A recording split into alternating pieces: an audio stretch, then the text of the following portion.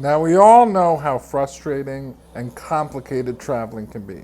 Everything from booking your accommodations to packing and making sure you don't forget anything, getting to the airport, having to deal with traffic, checking in, getting through security, and then, of course, all the possibilities of delays and even losing your luggage. So, I'm sure you can imagine just how hard it is for someone like me to travel, being fully wheelchair dependent as a quadriplegic and also 24/7 ventilator dependent for life support. What's going on? How's everybody doing? How is everybody feeling? My name's Christoph, and I'm a 40-year-old quadriplegic who is living with an extremely rare muscle disease called myofibrillar myopathy that has slowly weakened my muscles over time. In my last episode, I was sharing with you some of the most impactful moments in my last 2 years since the production of my short documentary, It Started with the Heart, a Sugar Beach Digital production, as well as the journey to complete the full feature. When we last left off,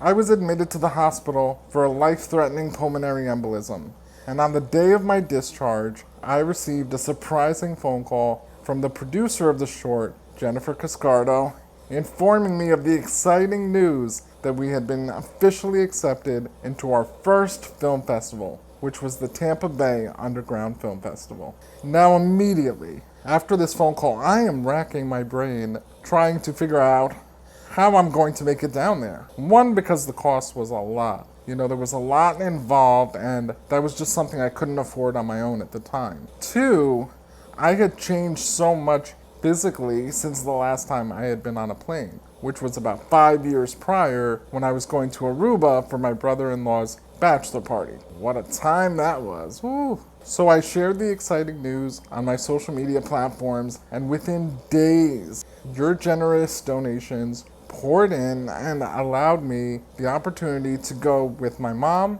and my caregiver Emmanuel down to Tampa, Florida for my first film festival acceptance for the documentary short. Now that I knew I was going to be able to afford getting down there, the next thing was getting clearance from my lung doctor.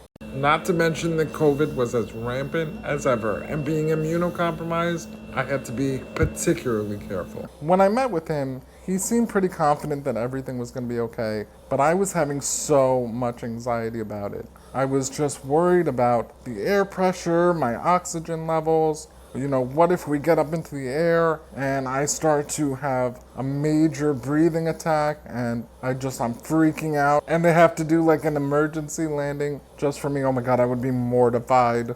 I would be so, God, oh my God. No, I couldn't do it. So I was really nervous about the whole thing. But again, you know, I trust my doctors, and the fact that he gave me the clearance and said everything would be fine, and it was. The next thing was coordinating my dialysis. So I have dialysis treatments on Monday, Wednesdays, and Friday. The festival was on a Saturday. I cannot miss my treatments. And thankfully, my dialysis center is very accommodating, and so they scheduled me for the early run on Friday morning, which is at about 5:30 a.m. I got home at around 9:30, so I was able to rest before getting up and getting dressed and heading to the airport. And then I had dialysis again on Monday. So we flew out of Tampa Monday morning, and then when we got here, I went straight to dialysis from the airport and got my treatment that afternoon. The next vital thing was coordinating and making sure that I had all my necessary equipment. For example, the airline requires that you have double the battery life than the airtime that you're traveling. So the flight was about 3.5 hours, so they require 7 hours of battery life. And again, thankfully to your generous donations, I was able to rent a spare battery for my ventilator, which I use for life support. I have to travel with a spare ventilator just in case anything happens to the ventilator that I'm currently using. You never know, you know, sometimes you hit the button and the thing just doesn't turn on, and being 3,000 miles away from home, I can't afford that. I also can't afford to leave any of my spare accessories back at home. It's not like leaving a pair of underwear or a bathing suit and then just going to the mall to pick up another one. These are vital things that I need to survive. And so me and Emmanuel, we triple checked everything. Thankfully, he is so good with all of that stuff that, you know, he had everything set aside and prepared days in advance. we confidently knew that we were not leaving anything behind. And again, the trip went off without a hitch. These are critical things that we really had to pay attention to, because one mess up could really be a catastrophic disaster. Once all of that was set, it was a matter of booking our hotel room, which I needed to make sure that the rooms were handicap accessible, and then also renting a conversion van. We traveled JetBlue, and I have to say, the experience was 5-star, especially as somebody who is completely disabled. As soon as we arrived curbside, someone met us and helped us with our luggage. They got us all checked in. They got us through security, which, by the way, it's such an interesting process how they check somebody who is in a wheelchair. Because they don't only have to check me, but they have to check the wheelchair as well for anything that may be suspicious. We got to pre-board the flight. I was actually the first person on the flight. And I gotta be honest with you, this kind of service, I was looking at it more like VIP, not like disability services. I was like, okay, we are going to a film festival. Not to mention, my mom was telling anybody and everybody that her son was attending his first film festival acceptance, and I loved every minute of it. Now, to get me onto the plane, they had to transfer me to a special chair, a transfer chair, because my wheelchair was too wide to go down the aisles. So once they got me into the transfer chair and down the aisle, Emmanuel, as well as a flight attendant, assisted me into my seat. Now, because I do not have the ability to shift my weight, I was also concerned about getting sore after sitting for too long. And so Emmanuel put down a special cushion, and that really helped. Once we were up in the air and the air pressure was regulated and I was still feeling good, all of a sudden my nerves went away and I was able to really focus on the excitement of going to the festival, because I think prior to that I was just so worried and full of anxiety about everything that could go wrong. And now that I was up in the air and I knew that everything was okay with me in terms of my health, I was able to really relax and start to enjoy. We landed at around 11, and again, with the help of all the staff from JetBlue, getting off the plane and getting our baggage was a breeze. The place that we actually rented the conversion van from was closed, but the owner was kind enough to come back to the airport late that night with the van, and she actually brought her son with her because he wanted to come with her, and I thought that that was really sweet. It was nice to meet them. They were really great people. We then headed to the hotel and got ourselves checked in.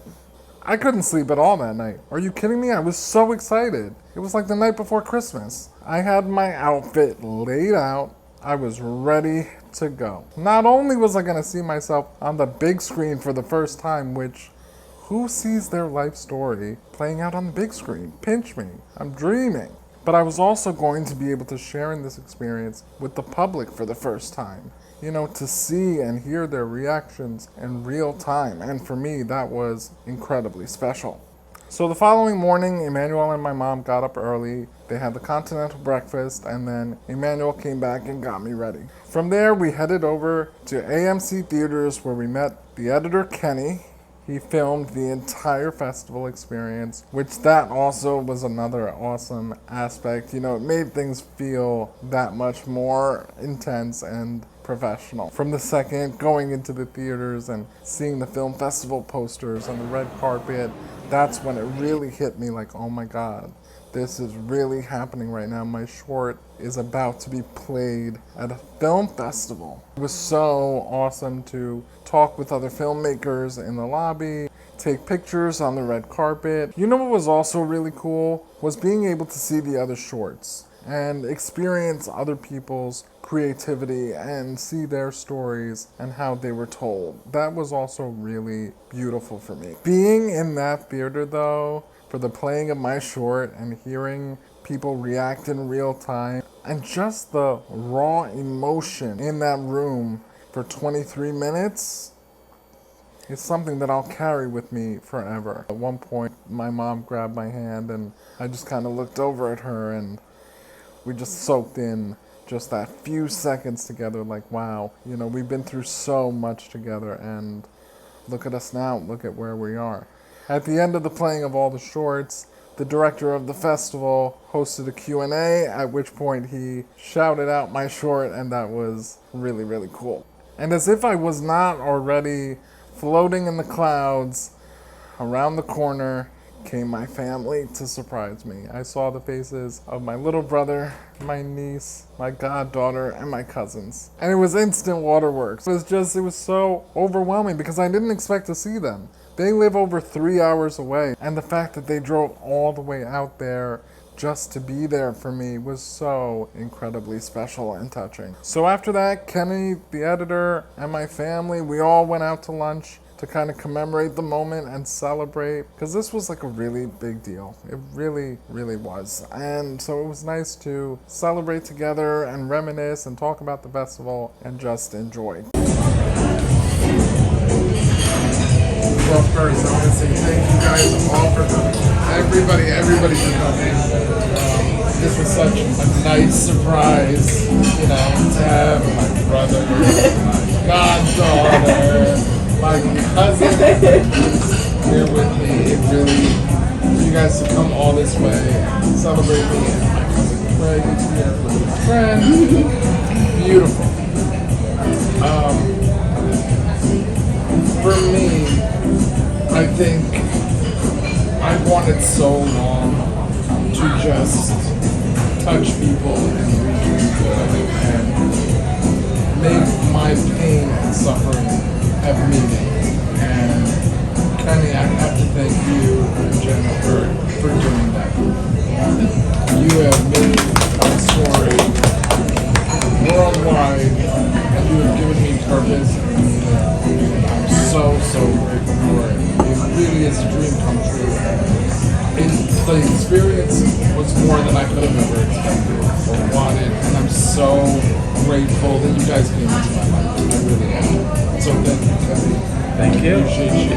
Amen. The next day, we were still in town, so we decided to take advantage, and in the morning, Kenny came by the hotel to film more interviews with my mom and my little brother that we plan to use in the full feature. After that, we had the rest of the day to enjoy. So my mom and I, along with Emmanuel, headed down to the hotel pool, and we just sat outside for about an hour, and we were literally glowing, just reflecting on the past couple days and how wonderful everything was, and really just seeing such a bright future for us and for our family.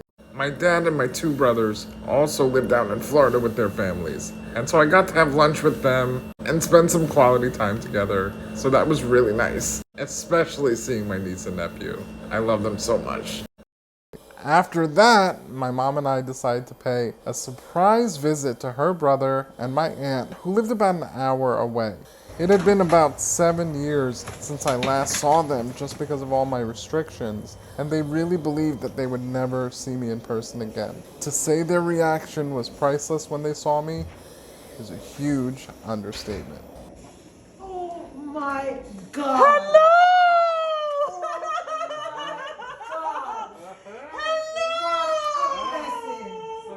What a sweet surprise! What a blessing! Surprise. Oh my God! Oh my God! What a sweet surprise! What a wonderful surprise! Oh my God!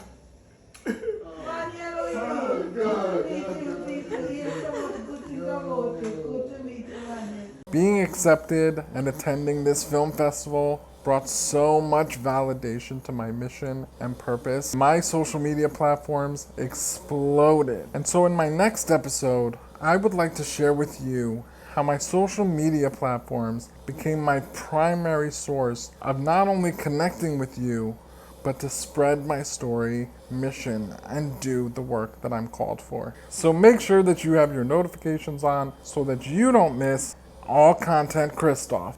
And be sure to check out the short documentary on Vimeo. The link is in my description, or you can simply search It Started with the Heart, a Sugar Beach digital production by DocuMarket. And lastly, don't forget to like, comment, and subscribe.